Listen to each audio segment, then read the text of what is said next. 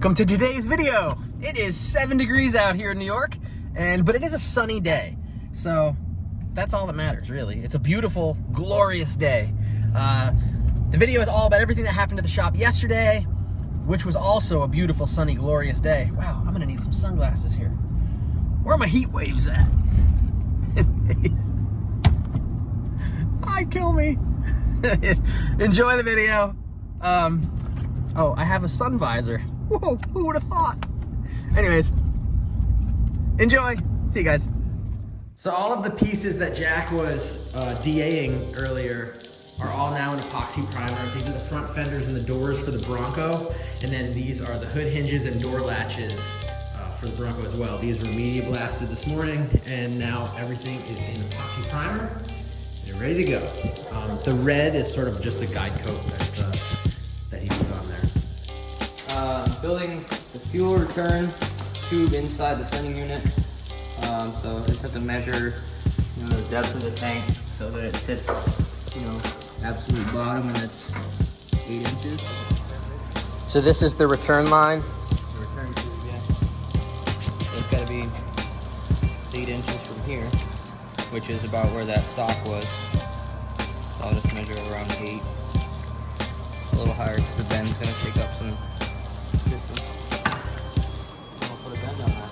So you're putting a bend on it to basically shoot the fuel away from the... It's going to go this way, so it doesn't... If you dump fuel on here, it's going to create bubbles, and you can cause aeration and fuel starvation, and that's not what we want. So it's going to dump and blow the fuel out into the tank rather than on it.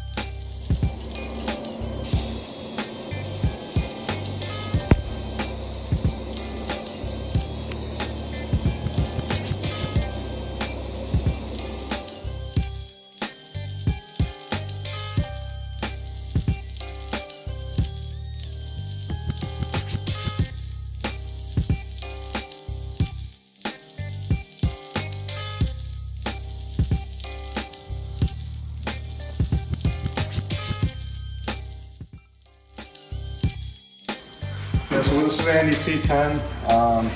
Right now, got most of the metalwork pretty much all set where it needs to be.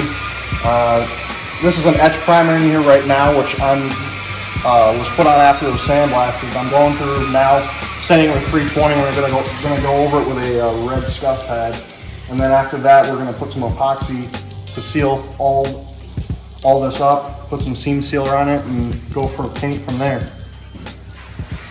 But like all this, I got seam seal all in here. Well, basically all these nooks and crannies where, either we had to weld or if there was a factory seam that needs to have seam sealer put back on in order to be properly corrosion protected. Today's the truck's birthday. It's the 12th of February, right up here, 2/12. That's the build date.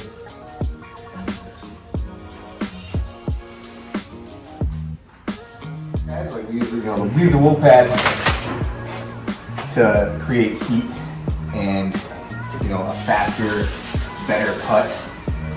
Some people like the white foam pads, but I personally don't, because I feel like they can grab a lot easier and damage the paint. So just taking an extra step, especially on a car like this, of a softer pad with compound before a polish, just makes all the difference in the world. We'll leave it a little hazy, and the extra step really is going to make a huge difference in how much the paint looks like deep and how much it pops. Being red, that would be important.